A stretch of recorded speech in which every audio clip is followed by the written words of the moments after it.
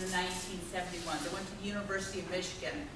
University of Michigan was lovely in the 60s, and I managed to grab onto the tail end of that because the parties I went to were with a bunch of people who did some drinking, but it wasn't the heavy fraternity type drinking.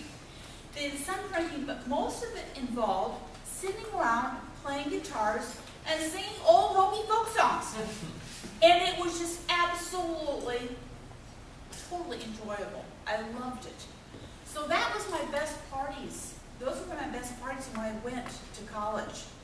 The second year in college, that group kind of dissolved. And I think it was probably the nature of the times, because we were passing from the age of panty raids into the age of we're going to march down the street and protest against the war.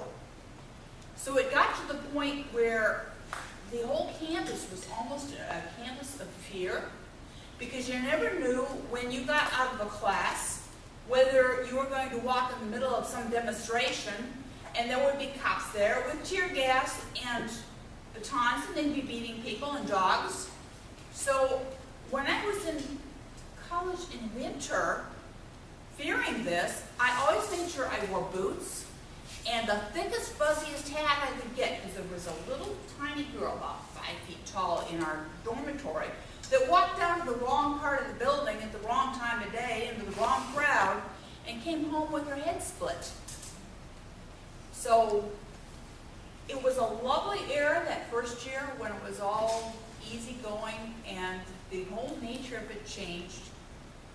But the best parties were the ones of the group I was with that just played all the old stuff, and I still remember them to this day. I played them for my children. When my children went to preschool, I would go in every single month, and the songs that I learned when I was in college, I took in and I played for those kids. Thank you.